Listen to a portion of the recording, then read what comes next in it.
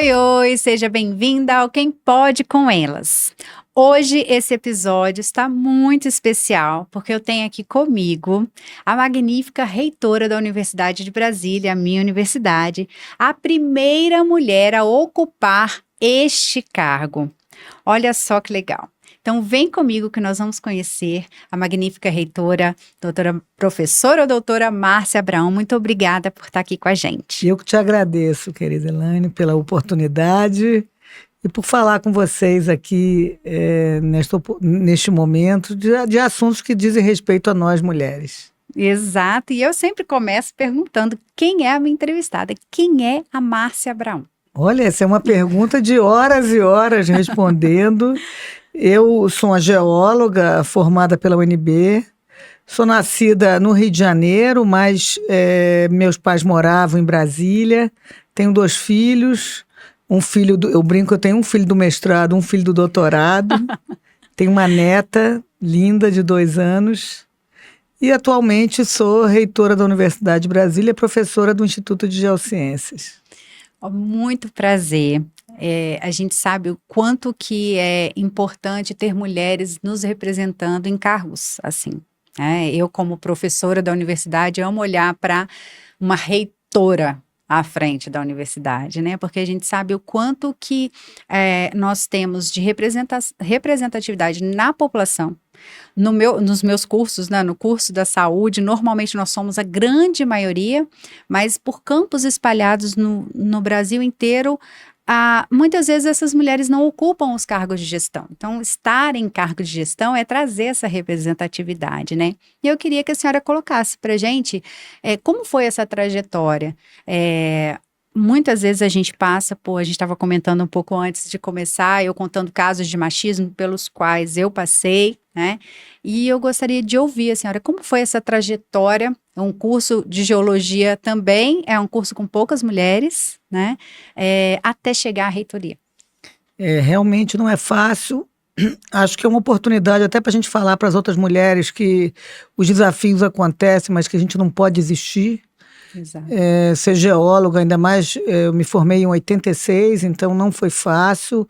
Passei por momentos difíceis, tanto na graduação, na pós-graduação. É uma profissão que até hoje tem gente que diz que mulher em mina subterrânea dá azar. Meu Deus! Porque vão deixar de produzir. Então, não foi fácil. Fiz graduação, mestrado, doutorado na UNB, fui para a Petrobras, voltei. Cheguei a ficar desempregada aqui em Brasília e minha mãe falou para mim, não faça isso, você vai ter que continuar trabalhando para não ser igual a ela que não trabalhava. E agora, mesmo na reitoria, a gente sofre algumas atitudes machistas e nós temos que combater. E tem gente que fala, mas é muito dura, é muito rígida. Para homem, ninguém fala isso. Exato, e essa a gente tem que ser, né? E é engraçado, quando você levanta a voz, né? Não desrespeitando ninguém, mas é isso. Ela perdeu as estribeiras, ela não tem inteligência emocional, não é? É muito engraçado como algumas características que todo homem tem, tranquilamente, quando é a mulher, né, é uma crítica, é acompanhada de uma crítica. E essa dificuldade ao longo do tempo vai tornando a gente também entendendo que deve ser um processo a ser encarado, né, e abrir caminhos, né, eu estava lendo ontem uma mensagem que diz que quem conquistou a liberdade deve libertar outras pessoas, né? E a Universidade de Brasília, ela é um grande exemplo de inclusão, né? Está agora nos últimos anos em rankings de sustentabilidade, né? Avançando significativamente nisso, para a gente falar da inclusão como um todo, né? Então, conta um pouco dessa história da universidade para essa inclusão, não só das mulheres, mas também da diversidade da população na universidade. Você foi falando, eu fui passando um filme, né? Primeiro que a UNB é um exemplo de uma universidade de inclusão, foi pioneira em cotas. Ontem nós abrimos um evento com a professora Rita Segato, que foi uma das coautoras da proposta de cotas, e falei, inclusive, que havia uma disputa entre a UNB, a UERJ e a Universidade do Estado da Bahia. E ela falou, não, a UNB foi pioneira. As outras, um deputado aprovou uma legislação quando soube que a UNB estava discutindo. Então, quando eu assumi a reitoria, eu assumi com esse compromisso de ser a primeira mulher reitora, e não adianta ser só a primeira mulher, né? Porque você pode ser mulher e não fazer políticas voltadas para as mulheres. Exato. E eu tinha que dar um exemplo para abrir as portas para as outras mulheres. E foi aí que nós fomos avançando, né? Criamos uma política de direitos humanos, uma Câmara de Direitos Humanos, depois uma Secretaria de Direitos Humanos, ampliamos as cotas raciais, ampliamos para pós-graduação, ano passado para também concurso docente, ampliamos o ingresso de estudantes indígenas, e uma das políticas mais bonitas, eu acho que nós fizemos, foi o ingresso para estudantes 60+. Ah, esse é lindo mesmo. Esse é muito bonito. A gente viu um monte de mulher que não teve oportunidade, aí eu já ficando emocionada. O pessoal aqui já sabe que chora à toa. Não é à toa, são marcos muito importantes, né? Mulheres que não tiveram oportunidade lá atrás de estudar, né? Por vários motivos, e que hoje estão dentro da universidade realizando esse sonho com 60+. É lindo mesmo a gente ver. Nós aprovamos uma política de envelhecimento saudável, que envolve programas de extensão, como nós temos a Unicer, na Universidade da Ceilândia, temos outros programas, e esse de ingresso é exatamente isso. A universidade abria as portas para pessoas até que fizeram uma graduação, mas que na época não podiam fazer o curso que elas queriam. Então elas voltam para fazer outros cursos. Agora tivemos o segundo ingresso e foi muito bacana, porque no dia das boas-vindas, o meu ex-médico, que se aposentou, ele veio falar comigo e falou, lembra de mim? Eu falei, claro, lembro do senhor. Aí ele, porque agora eu passei para geografia. Olha que legal. Quer dizer, uma coisa muito interessante. Então, um médico que se aposentou porque teve 3 Covids e resolveu sair da profissão. E agora está mudando de área, outros ares, é muito bacana. Que demais. Esse tipo de ação que vai movendo a gente, né? Porque vai fazendo diferença na vida das pessoas que tinham um sonho longe, né? De estar numa universidade pública, de uma universidade de renome como a UNB, né? Então, eu acho que muita gente, todo mundo que nasce em Brasília, nasce falando, eu vou fazer faculdade na UNB, né? E essas pessoas 60+, muitas vieram com suas famílias, né? Muitas nem nasceram em Brasília e vendo a universidade sendo criada, né? E a universidade crescendo e ela poder entrar na universidade, é a coisa mais linda. E a gente estava conversando sobre uma outra ação que eu acho que ajuda muito as mulheres dentro da universidade, que é ter uma creche. A senhora falou que voltou agora da inauguração da creche. Fala pra gente. Isso é muito bacana, né? Porque todas essas políticas também, quando a gente se aproxima da sociedade, a sociedade passa a nos proteger. A gente recentemente teve vários ataques à universidade, à ciência, e a gente precisa da sociedade falando, entre eles, pessoas que não estudam, que não, às vezes nem querem estudar, nem vão estudar, que falam, olha, vamos proteger a universidade. E uma delas é a creche. Então, era um sonho nosso ter uma creche na universidade. Nós, como uma instituição de educação superior, não podemos administrar uma creche. E o que nós fizemos? Fizemos uma parceria com a Câmara dos Deputados, então a parlamentar, a deputada federal Paula Belmonte, agora a deputada distrital, que tem uma história de vida sofrida também, porque perdeu um filho com 2 anos e entrou na política por causa disso. Ela abraçou a causa da nossa universidade, da nossa creche, e nós precisávamos do apoio da Secretaria de Educação do DF. Então fizemos uma parceria entre os 3 e a Câmara deu os recursos, nós construímos, demorou porque foi no meio da pandemia, inauguramos a creche inauguramos hoje, e agora nós vamos ter 30% das vagas para a nossa comunidade, seguindo os critérios do GDF, porque é renda, né, situação socioeconômica, local que mora, ou trabalha, ou estuda, no nosso caso. E a nossa comunidade vai poder também concorrer às demais vagas. Então não adianta você ser só mulher num lugar desse, você tem que abrir as portas. Também, eu como sou de uma área chamada das ciências duras, me preocupa a pouca quantidade de mulheres nas ciências exatas. Então temos também estimulado vários programas e projetos para mulheres nas ciências exatas. E eu acho que isso tem resultado em alguns ingressos a mais de meninas nas áreas de ciências exatas. Isso é muito bom, né? Que vira e mexe na internet, a gente vê vídeos de crianças, quando você pergunta o que você quer ser.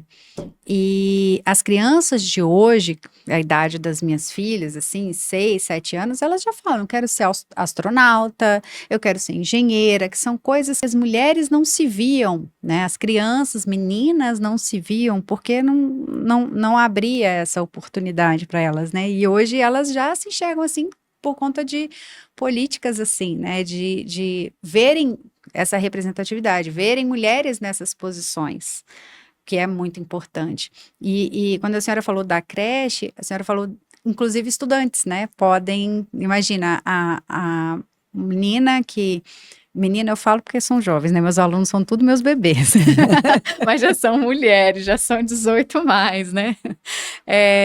Com um filho e às vezes abandona a universidade, né? Então, se tem essa possibilidade de a creche ali, já ajuda muito, né? Aquela menina a continuar os estudos.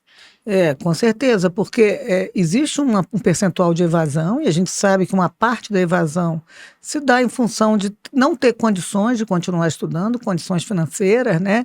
Nós estabelecemos o auxílio creche desde 2017, é pouco, mas já ajuda, já é um estímulo. Por exemplo, havia uma proibição para meninas também, né? Que engravidam e moram na casa do estudante de serem proibidas. A gente acabou com essa proibição delas continuarem. Não tem sentido uma coisa dessa, né? Existe ainda uma resistência, mas a gente tem que ir quebrando essas resistências. Então a gente tem que mostrar, aprovamos recentemente uma política para as mulheres. Então eu espero que a universidade, aos poucos, vá dando mais condições para nós, mulheres, permanecermos, né? Hoje, quando fomos inaugurar a nossa creche, que chama Centro de Educação Infantil UNB, a secretária de Educação contou que ela fez faculdade de Educação na UNB e engravidou na graduação. E com muita dificuldade, ela conseguiu terminar a graduação porque não tinha apoio. Sim. Eu tenho um filho do mestrado, meu filho mais velho, uma filha do doutorado. E eles não ficaram tão traumatizados porque a minha filha hoje faz doutorado, então pelo menos não está tão traumatizada, porque a gente sabe que não é fácil, nem para a gente, nem para os nossos filhos, né? Quando a gente fala assim, parece que quem está nos ouvindo, que não acompanha a vida da universidade, os nossos currículos das mulheres, eles não tinham a opção, né, que é o currículo Lattes, que a gente chama, né, de colocar as nossas licenças maternidades. A minha produção científica caiu, né, quando eu tive as minhas 2 meninas, e depois a gente volta a produzir, né, mas por quê? Porque, obviamente, a gente está voltado para aquele cuidado, então, é isso que a senhora traz, de que é importante a gente continuar avançando, é porque ainda há muitas coisas, né, foi o quê? 2020? Estou tentando lembrar exatamente o ano de colocar a licença maternidade no currículo. Foi, mais ou menos nessa época. Eu lembro que nós na UNB colocamos em 2020, acho que foi 2021, porque nós na UNB colocamos antes do CNPq e da CAPES e também na pós-graduação. Sim. E já é um avanço, né? Colocamos que as professoras que são orientadoras podem contar um tempo maior para credenciamento, e também colocamos recentemente na progressão docente. Sim. Mas nós mulheres sempre sentimos um olhar pejorativo até de alguns colegas. Eu, numa profissão de geóloga, por exemplo, quando eu tinha meus filhos, eu fiz o doutorado dando aula. Então, no intervalo das minhas aulas, eu ia em casa, pegava um filho ou uma filha para levar para uma atividade, buscava e voltava para dar aula, não tinha tido tempo nem de beber água. E se você chega, às vezes, 5, 10 minutos atrasado, um colega te olha meio esquisito, né? Com um sorrisinho. Sim. E isso, infelizmente, ainda existe. Cada vez menos no nosso meio, mas ainda existe e a gente tem que combater, né? Existe o preconceito com as mulheres em idade fértil, assim como existe no mercado de trabalho, né, existe para admitir como pós-graduandas e até em concursos docentes, né? Ainda tem isso, não falo só na UNB, eu falo no Em país como um geral. todo. Por quê? Porque essa mulher vai se afastar. Ela vai entrar de licença maternidade e é muito legal quando a universidade traz também a licença maternidade. Eu tenho 2 alunas que entraram em licença maternidade, as 2 de doutorado. E uma, inclusive, teve 2 filhos agora no doutorado. Ela teve direito a essa prorrogação de 6 meses dentro do prazo dela de doutorado. E as pessoas, já ouvi de tudo, até de colegas mulheres, né? Como é que eu sou uma orientadora tão boazinha? Eu falei, não, gente, ela tem todo o direito de engravidar. E ela não vai ser menos pesquisadora, nem menos mulher, nem menos mãe, porque ela está fazendo isso ao mesmo tempo. É engraçado que no meu Instagram, vira e mexe, alguém vem comentar isso comigo, sabe? Lá no privado, olha, eu estou sofrendo pressão e tal, porque agora eu resolvi fazer doutorado agora, e as pessoas de fora, não na universidade, falando, não, mas você é mãe, a uma altura dessa, 40 e tantos, 50 anos, você vai fazer mestrado aí agora, você vai fazer doutorado. E daí?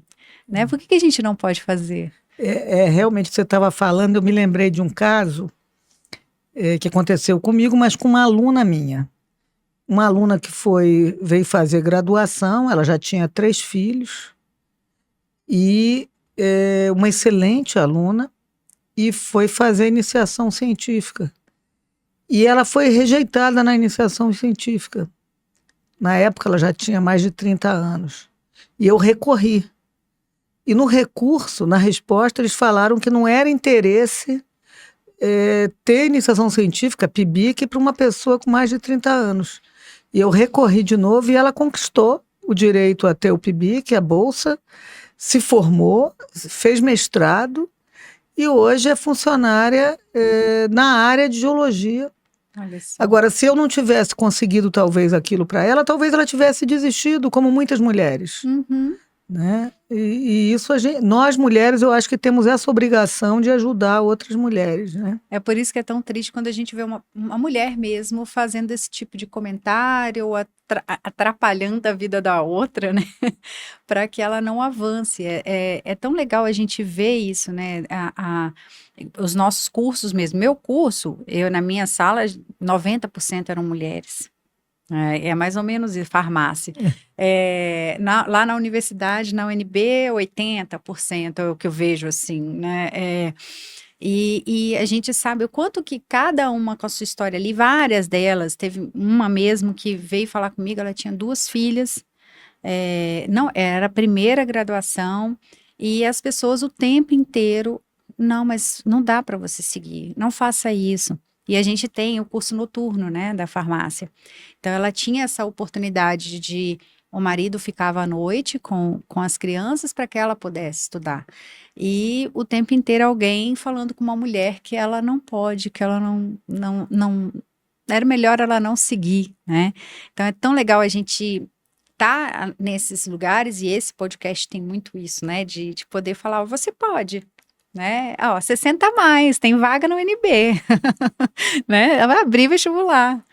Eu acho que é isso mesmo, né? E mostrar para as meninas que elas não só podem, como devem, né, ir atrás dos seus sonhos. A gente vê a qualidade do trabalho das mulheres em todas as áreas. Hoje na universidade a gente já tem maioria de mulheres estudantes.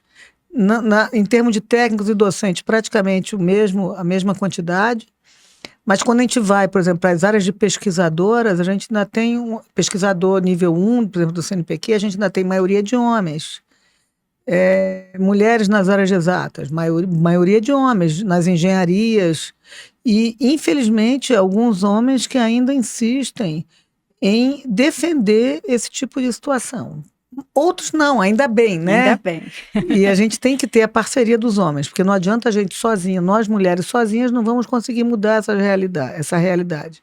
Então precisamos também preparar bem os nossos filhos, Exato. as nossas filhas também, para elas não aceitarem ser submissas e conversar com os nossos colegas que já não tem mais como voltar ao banco escolar, para eles também entenderem essa situação, né?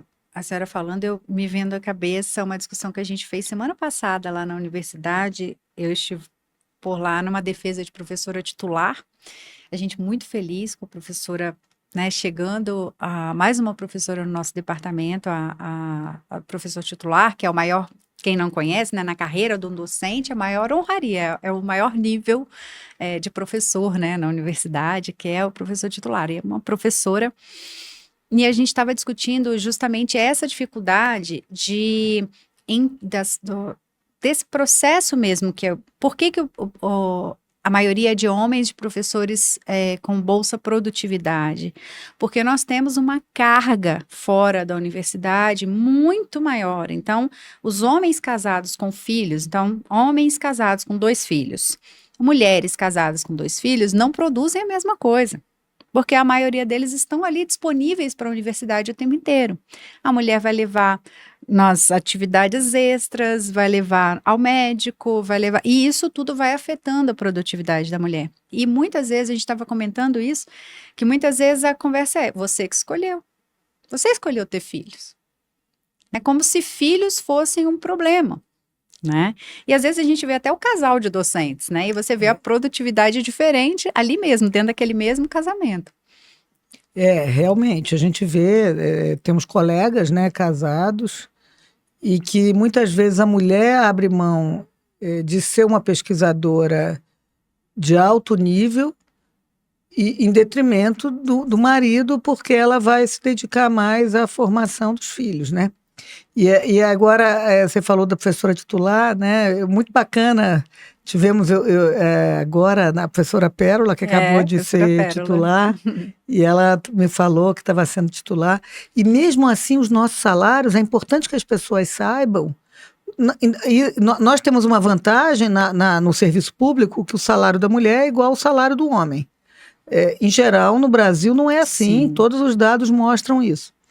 Mas mesmo nós, no último nível da carreira, temos salários mais baixos.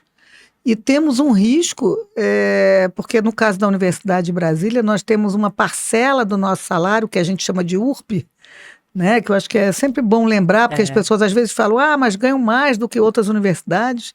É porque nós conquistamos judicialmente lá em 91, a URP, que representa 26% do nosso salário, e mesmo assim é um salário mais baixo do que o que a gente ganharia no mercado, e principalmente em Brasília, que é caríssimo o nível de vida. E agora voltou essa disputa judicial, a gente nunca descansa, né, por causa disso. Eu tenho uma grande parte do meu tempo como reitora, eu fico tentando convencer o judiciário, a AGU, Ministério da Gestão e Inovação, o TCU, que isso foi conquistado em 91, o STJ também, e que retirar isso agora representa, para os técnicos, retirar um salário que já é baixo, muitos ganham menos do que um salário mínimo, Sim. E para os docentes, retirar a possibilidade de nós termos professores de alto nível na universidade, porque muitos vão sair. E é uma luta enorme. Conquistamos agora praticamente para os técnicos, e para os professores ainda está em risco, porque dependemos ainda de uma liminar do Supremo Tribunal Federal. E isso é importante que as pessoas saibam, que nós nos dedicamos, fazemos graduação, mestrado, doutorado, temos todas essas questões das mulheres e dependemos ainda de uma parcela do salário que é instável, né? E muitas mulheres estão ali naquela mesma situação, docentes, técnicas, que são o arrimo de família, né, e que tem que garantir a subsistência da sua família com aquele salário instável, né, que não dá para... A gente não dorme tranquilo, né? Isso é muito importante colocar, porque a sociedade às vezes olha para o servidor público com muito preconceito, né? E o papel da universidade na formação das pessoas, né, na formação, essa massa crítica que a gente precisa ter, é muito importante dizer para as pessoas o quanto o conhecimento liberta, não é, reitora? Porque às vezes a manobra é que a gente não pense, porque é mais fácil a pessoa que não pensa ser manipulada, né? Exatamente. E isso é fundamental, ainda mais num país como o nosso, de tantas desigualdades, né? Eu estava vendo, saiu o resultado do IDEB, né, que é aquele índice da educação básica, que mostra quanto que foi o aprendizado do ensino fundamental no Brasil. E eu fiquei impressionada, porque, de acordo com o resultado, os estudantes que terminam o ensino médio, que terminaram em 2022, a grande maioria não sabe distinguir entre uma notícia de jornal, de opinião e de fake news. Meu Deus. Então, imagina uma sociedade dessa, como que ela está vulnerável para poder acreditar em qualquer informação que não seja informação. Então, nós temos esse papel muito importante de formadores de opinião, né? De formar essa sociedade mais crítica, né? Justamente para não cair em qualquer notícia criada por uma inteligência artificial, uma deepfake. E isso, a gente viu o quanto a gente sofreu durante a pandemia com isso, porque isso... A gente sofre até hoje com fake news, mas na pandemia a gente via vidas indo embora por conta disso, muitas, né? Milhares. Então isso mostra pra gente o quanto que as universidades têm de papel importante. Não é à toa que essas coisas se juntam, né? Esses ataques, como a senhora colocou, os ataques às universidades, elas acontecem junto com a necessidade de implementar notícias falsas, né? Necessidade de manipular a população para um lado de interesses, né? Então, se a gente não pensa, se a gente não forma profissionais críticos, e aí vem esse perigo juntando as duas coisas, né? Vem o perigo da gente deixar com que as grandes mentes se evadam da universidade. Né? Exatamente, se evadam tanto aqui mesmo no Brasil como para o exterior. Por isso que a gente tem que garantir bons salários, né, oportunidades, porque também temos a dificuldade de reter os jovens doutores. Muito bem formados, porque nossas universidades, principalmente as públicas, né, formam muito bem. Sim. E de nós deixarmos eles evadirem. Voltando na questão da informação, né, e da pandemia, eu lembro que nossa universidade foi, na época da pandemia, né, muito importante, tanto no DF como no Brasil, né, o nosso hospital universitário e nossas políticas também. Sim. Muitas universidades se engajaram também nas vacinas, tanto na Coronavac, que a UNB atuou aqui no Centro-Oeste, como também na AstraZeneca, que foi a Unifesp, né, que também é uma universidade federal. Tivemos a Anvisa com um trabalho fundamental de resguardar a nossa saúde com base na ciência. Exato. Né? E agora tem um programa bem bacana do governo federal de expandir as rádios e TVs universitárias para todo o Brasil. Ainda está em curso. Uhum. A UNB ganhou uma rádio. Ela deve, que era um sonho da nossa universidade. A gente deve começar a operar nos próximos meses. E também a TV aberta. No caso da UNB, nós só temos uma TV fechada, da NET. Uhum. E todos os dados mostram que as TVs de canal fechado são cada vez menos assistidas. Ainda mais com os streaming, etc. Né? Então, eu acho que levar informação de qualidade para a população é fundamental também. Né? E abrir esse leque, né, de oportunidades, porque aí também a gente forma novos jornalistas, né, vai formando as pessoas e informando a população. Essa junção, e eu acho que tem com a nova política, né, a curricularização da extensão, né, que é trazer o que é a extensão para o pessoal que vai, explica aí, eu vou deixar a reitora explicar, não vou fazer essa... Eu acho que você poderia. Não, constitucionalmente, né, a universidade ela faz ensino, né, porque às vezes as pessoas pensam que a gente só faz ensino, só forma na graduação e também no mestrado, doutorado, especialização, médicos, residentes. Também temos a pesquisa, que tanto a pesquisa básica de laboratório, como a minha, que eu estudo bolha em rocha. As pessoas falam, tem bolha em rocha? Tem. E também a extensão, que é essa relação com a sociedade, né? Essa troca de saberes, né? Tanto a gente levando conhecimento, como a sociedade trazendo. Aí eu vou dar o exemplo de mulheres, né? Nós temos um projeto de extensão na UNB antigo, que chama Meninas.comp, que são meninas da computação, que levam para a população da periferia ensinamentos de computação, Olha de robótica, de como programar. E muitas dessas meninas depois querem fazer vestibular, o Enem, para entrar na UNB e entram na área de ciências exatas. Olha. Então, esse é um tipo de troca que a gente tem com a população, que chama extensão, né? E hoje nós temos na UNB uma série de ações de extensão, não só aqui no plano piloto, como Ceilândia, várias cidades, até em Cavalcante. E isso é muito importante, porque essas pessoas também dessas cidades, que jamais poderiam imaginar que poderiam entrar na universidade, elas passam a se ver com possibilidade de vir para a universidade e vêm.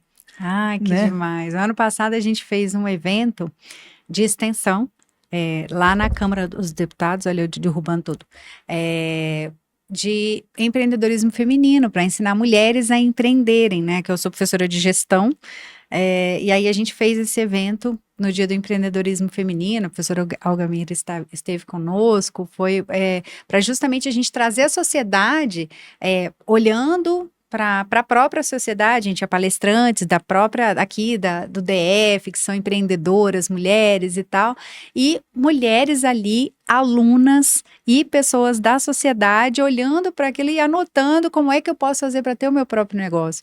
Então, esses trabalhos vão aproximando a gente, né, a universidade da sociedade, e como a senhora colocou, também faz com que a sociedade entenda a importância da universidade e nos defenda, né? Porque é importante que as universidades, os países que não têm instituições de ensino fortes, né, eles ficam muito vulneráveis. Exatamente. Você estava falando, assim, eu estava lembrando, por exemplo, o Brasil hoje é presidente do G20, né? E das 3 prioridades que o presidente Lula colocou, né, na presença do G20, um é combate à fome e o outro é a sustentabilidade e transição energética. E nós temos essa obrigatoriedade também de atuar dessa forma, e nossas universidades têm muito conhecimento nessa área, né? Eu estive na China no passado, fiquei impressionada como que eles se relacionam, como as universidades se relacionam com a população. E hoje eu vejo como isso é importante, né? Eu coloquei quase como uma causa minha no momento, que é o combate à fome no mundo, com sustentabilidade ambiental, né? Eu estive na presidência da Andif até agora, e aprovamos um projeto estratégico de combate à fome com sustentabilidade ambiental. Num levantamento primeiro que a gente fez, levantamos 150 projetos de várias universidades no Brasil inteiro, e muitos na área de extensão. Olha, porque é isso, né? A atuação com o pequeno agricultor, ensinando a plantar para ele produzir mais. Um produto que a gente faz como um fertilizante, um biofertilizante, e várias outras ações, né? E isso é extensão e é pesquisa, né? E é uma contribuição para o país também, né? Nossa, e aí eu vou aproveitar esse gancho da Andifes. Fala pra gente, a Andifes, né, Associação Nacional de Dirigentes, né, das instituições de ensino superior, fala pra gente como foi atuar, então, além de ser primeira reitora da Universidade de Brasília, uma mulher à frente da Andifes, não foi a primeira, mas uma mulher à frente, fazendo a gestão com vários gestores homens, né? Então, imagino que também teve desafio por aí. Muitos, eu já até esqueci. Então, é um ano o nosso mandato, né? É a primeira vez que a UNB assume a presidência da Andifes. Legal. É a associação que envolve todas as universidades, com 35 anos. Eu acho que foram vários desafios. O primeiro, por eu estar em Brasília e as agendas serem principalmente em Brasília, eu tive que me desdobrar, porque a agenda surge de um dia para o outro, né? Apareceu uma agenda no Congresso com o presidente da bancada tal, você tem que correr, desfaz a sua agenda. Tem a questão do orçamento das universidades, que a gente ainda tem dificuldades. Conseguimos que o orçamento, no final da nossa gestão, o orçamento de 2024, fosse maior do que de 2019 até 2023. Ufa. Ufa mesmo, ainda está longe do que a gente quer, mas eu acho que é uma conquista, né? Um governo que olha para a educação. Conseguimos também trazer de volta as 4 universidades que tinham saído da Andifes. Então, hoje, de novo, a associação ela abrange todas as universidades de todo o Brasil. São 69 universidades federais, mais 2 centros de educação tecnológica, o de Minas e o do Rio, que querem virar universidade tecnológica. E agora, já depois da gente sair, semana passada, um esforço que nós fizemos em toda a diretoria, foi publicada uma portaria do MEC para criar um grupo de trabalho para a transformação desses 2 Cefetes em universidades. Então, pelo menos isso a gente já conseguiu, já é um passo, né? E é interessante porque você aprende muito também, né? Você vê as especificidades. Nossa universidade é uma universidade consolidada, de pesquisa, e nós temos universidades que têm 6 anos, que não têm condições ainda, não tem campus direito, elas eram um campus de outra universidade, então não tem pessoal. Então a gente tem que ter esse cuidado, né? A universidade no interior do Brasil, que tem mais dificuldade de reter estudantes e professores, né? Que na primeira oportunidade o professor doutor ele vai para uma universidade maior, porque ele quer fazer pesquisa numa universidade consolidada. Criamos esse programa. Uma outra coisa bacana, né? Nós criamos uma comissão de direitos humanos, como a gente tinha feito na UNB. Agora acabamos de criar um colégio de gestores de acessibilidade. Olha que legal. Então, isso foram conquistas. Tem desafios que nós não conseguimos resolver, como a lei que extingue a lista tríplice para reitores. Nossa, isso avançamos, mas não resolvemos. Por isso o olhar que a gente tem que ter para as universidades, esse cuidado, né, para que a democracia ela se estenda às universidades, né, a autonomia das universidades é fundamental, mas essa escolha, né, ela tem que vir de uma lista tríplice, porque como que acontece para o pessoal entender, né, existe a votação, né, e aí você tem uma lista tríplice, então é nomeado, né, e a gente teve reitores que não foram nomeados, né, que foram eleitos por votos e não foram nomeados. Então, são questões que a gente precisa cuidar para justamente refletir, porque é uma cidade. A universidade é uma cidade, né? A UNB tem 50 mil pessoas, só estudantes 50 mil, né? Pensa. É muita coisa, né? E é importante também as pessoas saberem, né? Porque a Constituição fala em autonomia universitária. E no mundo todo, a universidade tem que ter liberdade de pensamento, de crítica, de debate, mas isso é democracia, porque também não adianta a pessoa também falar, tem democracia, mas é só o que eu quero, né? Porque também a universidade também não pode ser tomada por grupos. Sim. Essa é uma preocupação, né? Mas quando a gente dá voz para todos, a gente tem, de fato, a democracia interna estabelecida. Por isso que nós temos os nossos colegiados internos, que é como a Câmara dos Deputados, né? O plenário da Câmara dos Deputados, nós temos os nossos plenários também na universidade. E a Constituição fala em autonomia universitária. Só que hoje nós temos uma lista com 3 nomes e cabe ao presidente da República escolher, e nem sempre escolhe o primeiro. Isso é um risco enorme, como nós tivemos no governo passado, que cria uma crise na universidade.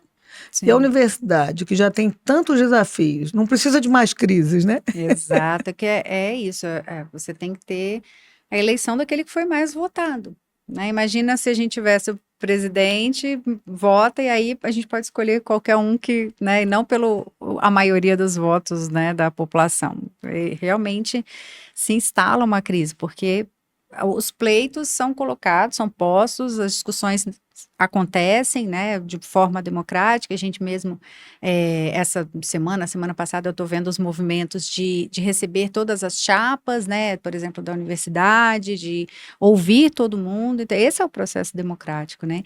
E é muito interessante, voltando um pouquinho na nossa pauta feminina, né? Que é muito interessante até ouvir isso, né? Como é que a gente pode trazer as pautas das mulheres para esses momentos também, porque aí é que tá, né? Porque se for tomado por grupos e a gente tiver um grupo mais forte, por exemplo, com todo esse arranjo para que a gente não tenha mulheres avançando dentro da ciência, a gente vai ter uma sociedade que não reflete a realidade.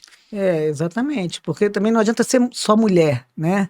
Exato. Às vezes você tem também homens com um olhar de reconhecer o direito das mulheres. Uhum. E nós temos mulheres que fazem um discurso, mas que na prática elas não fazem isso, É né? verdade. Então, às vezes, até quando tem candidaturas, a gente às vezes vê um discurso, fala, puxa, que discurso bonito, né? Uhum. Mas tem que ver a história das pessoas, né? E no Brasil a gente já viveu muito isso, né? Muitas crises foram instaladas porque as pessoas, até por não terem o conhecimento, a formação adequada, acabam se deixando levar por promessas Promessas de vazias, campanha, né? promessas de campanha, né? E nós sabemos o que isso dá, né?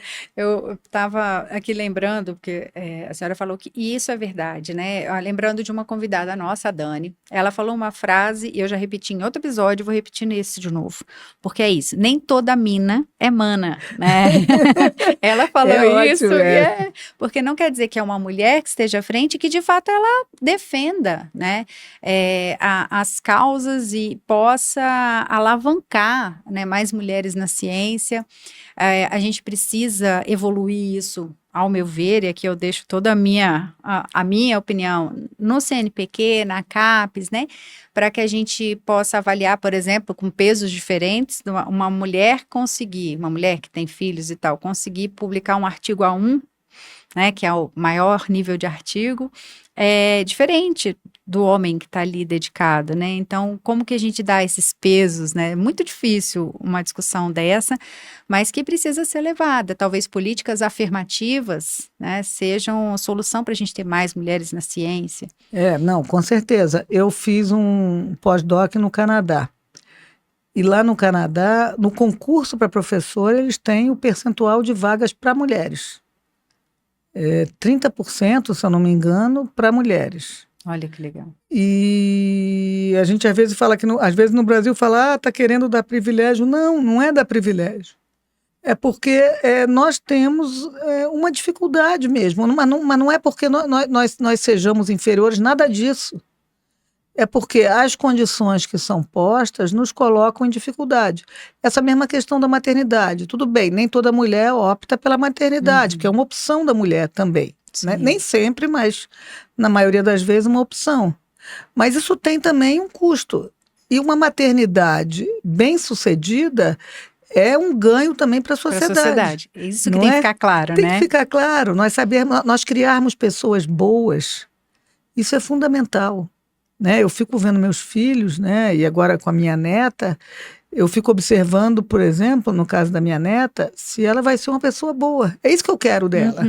Né? E aí o meu papel como avó é ver o que eu posso contribuir para ela ser uma boa pessoa. E quando a gente é mãe ou pai, a gente tem que ter essa responsabilidade. E isso tem que ter, isso leva um tempo. Né? E ainda bem que leva, porque a gente precisa dedicar um tempo para que esse ser humano se torne um ser humano do bem.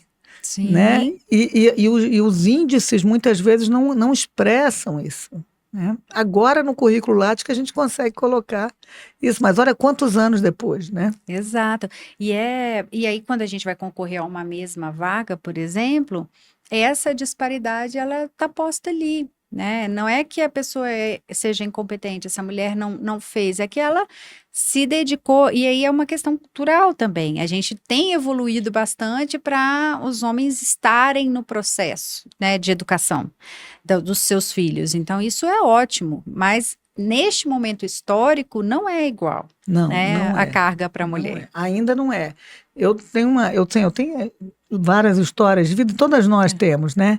Eu tenho uma que eu conto sempre, não sei se eu já contei por aí. Quando eu fui fazer a prova de mestrado, eu tinha acabado de receber meu exame de gravidez do meu filho mais velho. E uma grande amiga minha que estudou comigo, hoje ela é professora no Canadá, ela falou para mim, Marcinha, ela me chama de Marcinha, Marcinha, não fala que você está grávida. Se você falar que está grávida, você não vai passar. E aí tinha uma entrevista na época. Agora imagina como é que eu fiz essa entrevista. Nossa. Eu só pensava no meu teste de gravidez. Passei, com muita dificuldade, mas passei. E fiz o mestrado, óbvio, né? Depois tive meu filho no meio do mestrado, aí deixei de ir para o campo.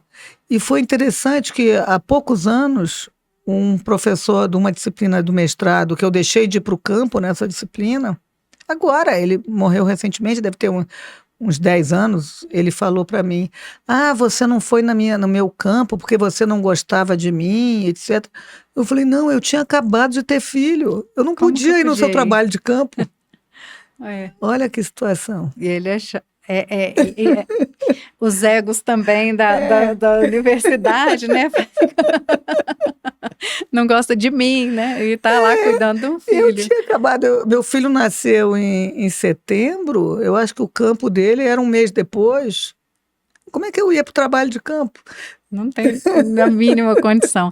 E é esse olhar, né? Esse olhar do cuidado e de entender que são situações diferentes e que a gente tem.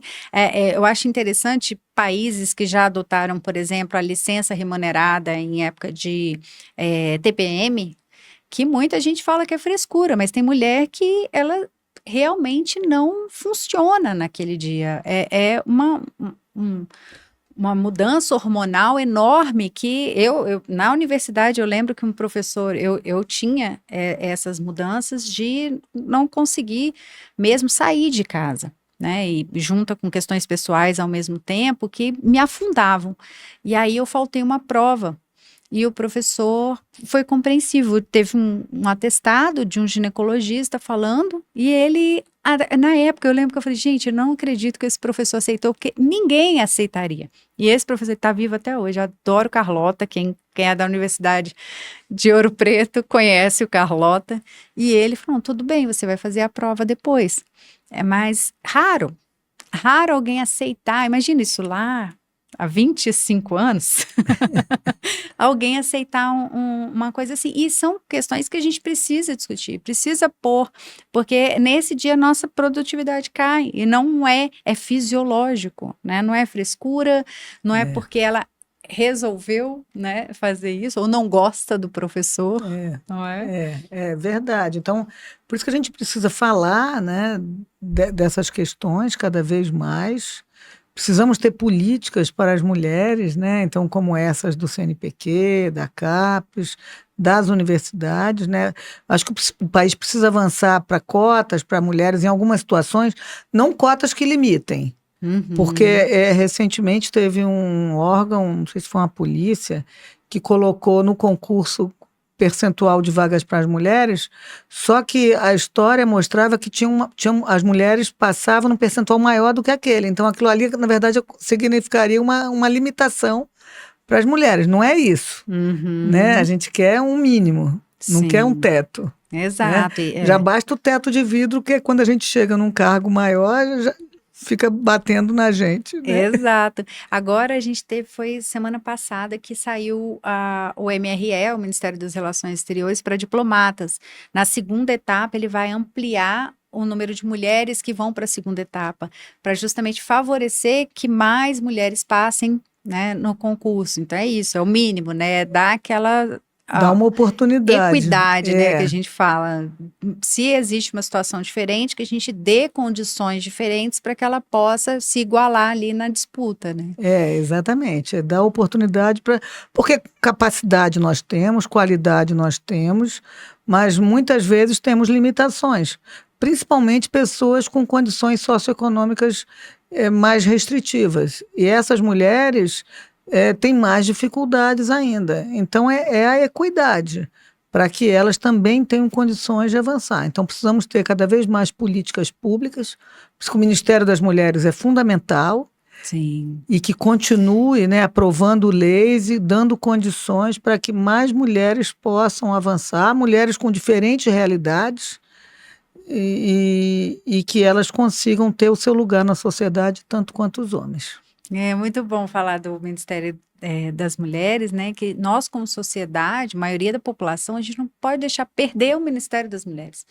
A gente não pode, né? A gente tem que olhar para isso, porque a gente precisa refletir a realidade. A gente já falou aqui, já tivemos deputadas aqui, né?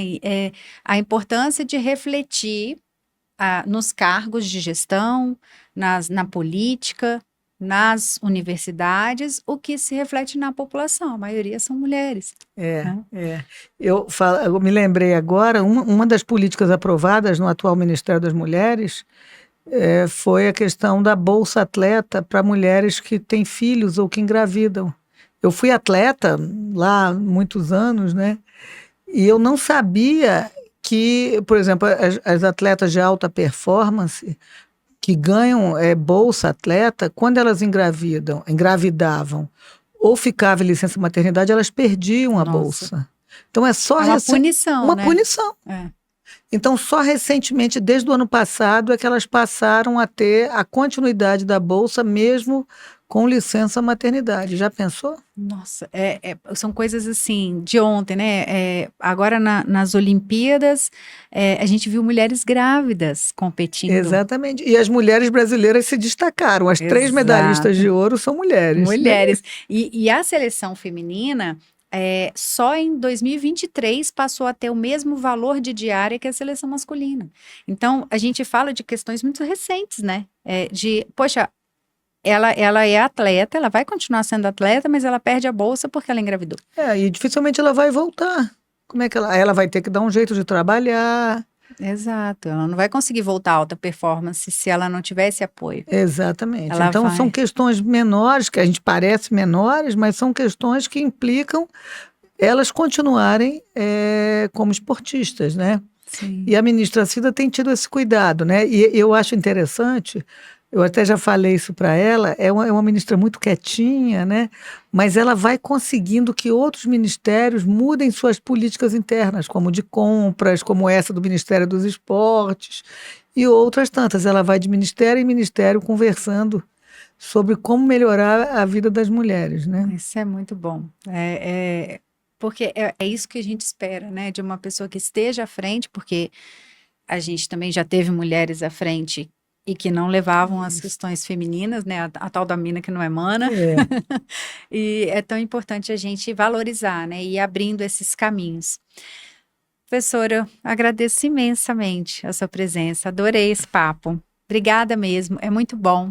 E agradecer também, né, como professora, pelas suas gestões, né, porque foram 2. E agradecer, porque a gente sabe o quanto que essa articulação, acho que quando a gente olha para um professor que está na gestão, e isso serve para os hospitais universitários, serve para as universidades todas, é esse poder de articulação, né? Ele tem que ser técnico, entender de educação, a gestão, mas também essa articulação política é fundamental, senão as coisas não avançam.